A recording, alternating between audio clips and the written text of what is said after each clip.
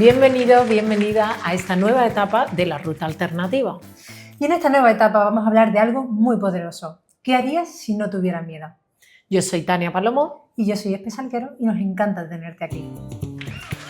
¿Te dijeron que cuando estuvieras preparado o preparada lo sabrías? ¿Que cuando llegara ese momento perfecto lo notarías? Pues es mentira. Ese momento nunca llega. Si estás esperando a tenerlo todo bajo control, este episodio no es para ti. Pero si algo dentro de ti tiene ganas de moverse a pesar del miedo, bienvenido.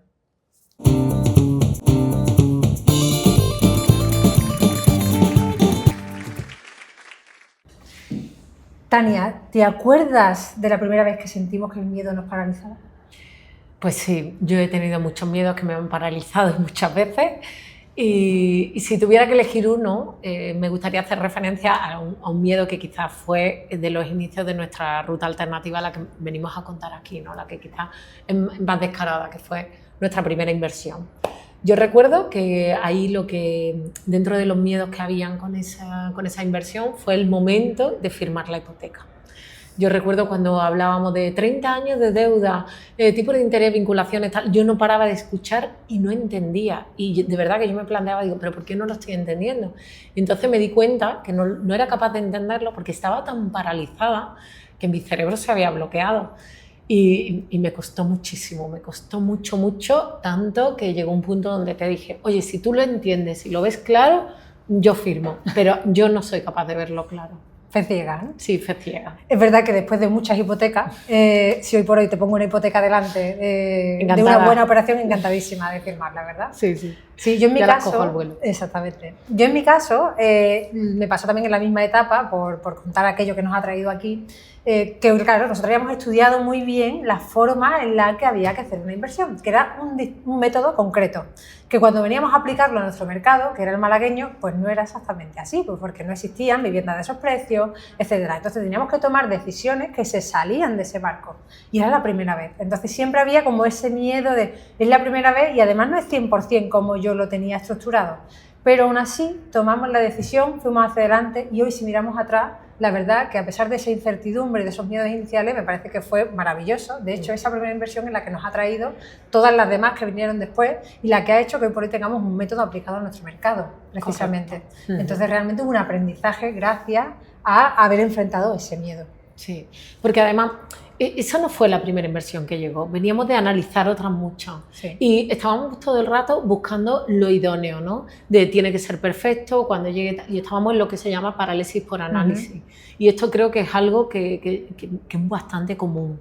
Y nosotras ahí decíamos, ya, pero todavía no está perfecto.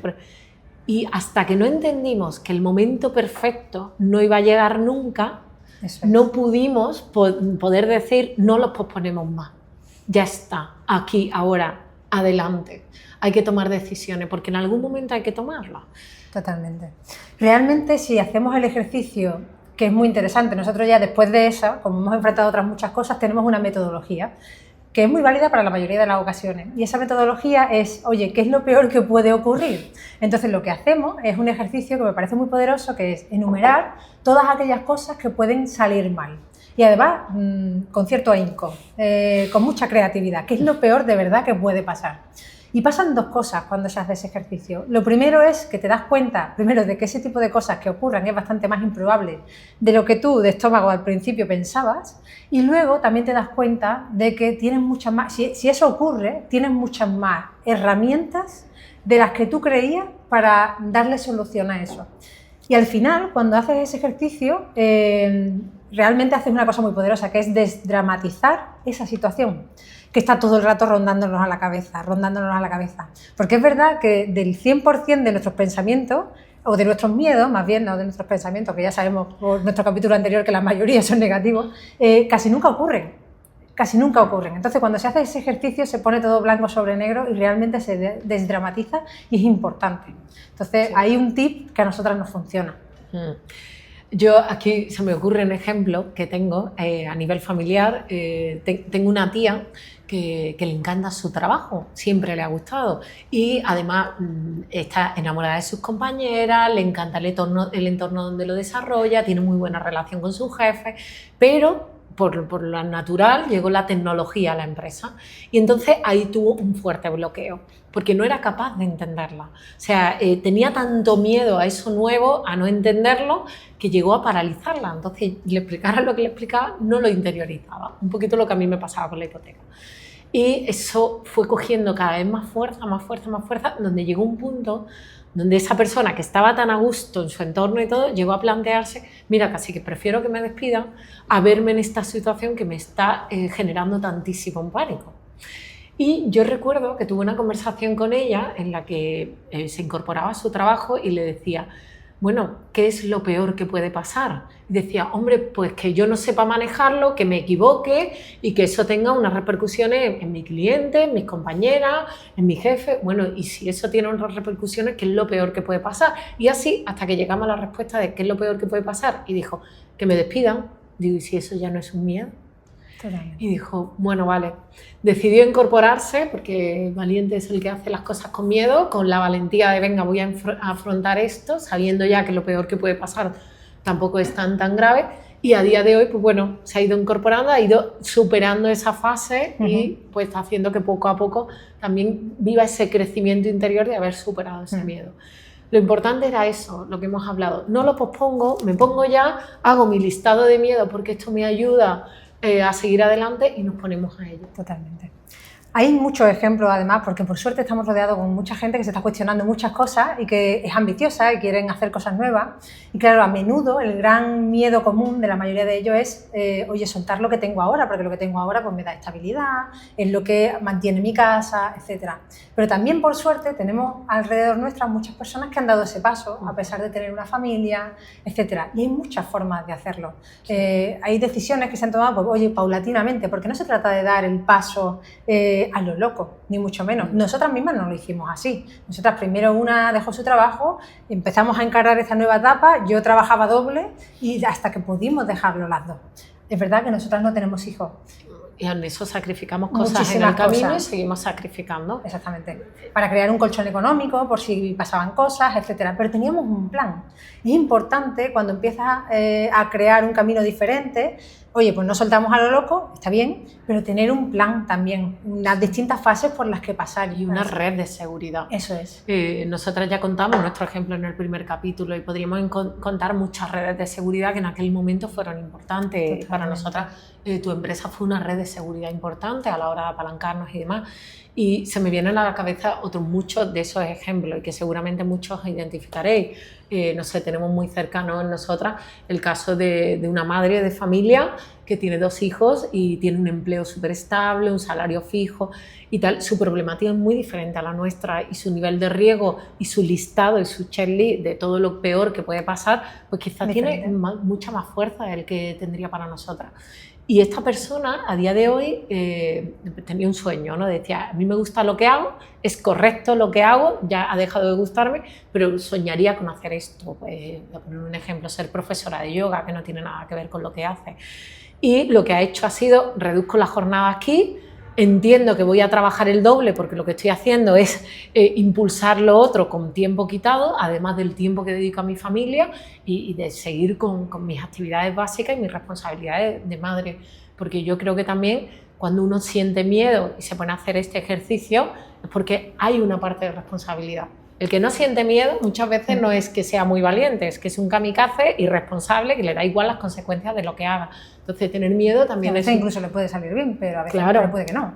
Exactamente, que el miedo no es algo malo, es algo que también nos previene, nos prepara y nos pone. Entonces, esta persona en este caso lo que ha hecho es esto, es ir preveyendo, voy a trabajar el doble, estoy un tiempo así, y a día de hoy le está yendo muy bien, porque está digamos, teniendo en cuenta todo ese listado de cosas que podrían haber pasado y que podrían pasar. Pero lo importante es que en algún momento también se dé el paso, se suelte del todo, porque al fin y al cabo es ese salto cuántico para llegar con calidad a aquello que quieres terminar haciendo. Si estamos siempre con la patita metida, ¿no? Entonces aquí hay una fábula que a mí me encanta, que es, pues bueno, en la Edad Media un rey tiene un halcón que está enamorado de su halcón, pero ningún experto en cetrería es capaz de hacerlo volar. Entonces desesperado pone un anuncio en la aldea para ver si alguien es capaz de hacer a su halcón volar. Y entonces un aldeano pues lo consigue. Y cuando el rey le pregunta a este aldeano cómo lo ha hecho, le dice, pues muy sencillo, lo que hice fue cortarle la rama. Entonces no le quedó otra al halcón que volar. Entonces en algún momento es verdad que hay que soltar y ese vértigo va a llegar, igual que le pasaría al halcón por primera vez a la hora de volar. Ese vértigo llegará, pero si tienes un plan y tienes un propósito fuerte, probablemente todo empiece a ponerse en movimiento. Claro, a mí me encanta esa fábula porque nos habla de como un poquito pegar el salto, ¿no? Lo que hablábamos de en algún momento ese vértigo, esos nervios, ese tal, teniendo todo en cuenta lo que hemos tenido, pero también lo que tú dices, teniendo un propósito, teniendo un para qué muy claro. Muy claro. Yo es que quiero emprender, ¿vale? Pero ¿para qué quieres emprender? ¿Qué es lo que quieres conseguir?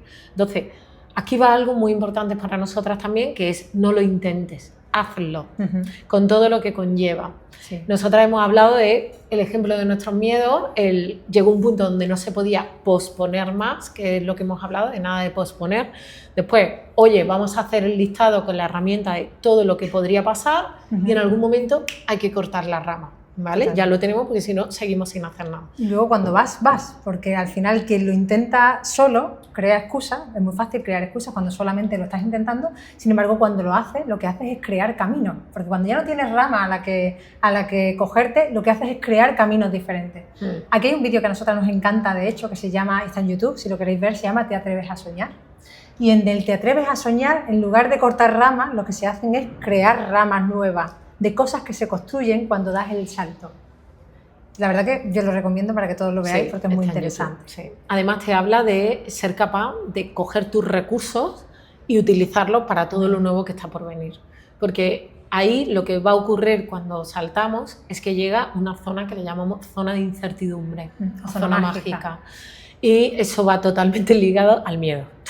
O sea, es la incertidumbre, es miedo constante porque no podemos tenerlo controlado, no sabemos lo que va a ocurrir. Sí. Y tenemos que amigarnos con eso y aprenderlo a hacer y encontrar soluciones a todo ese camino.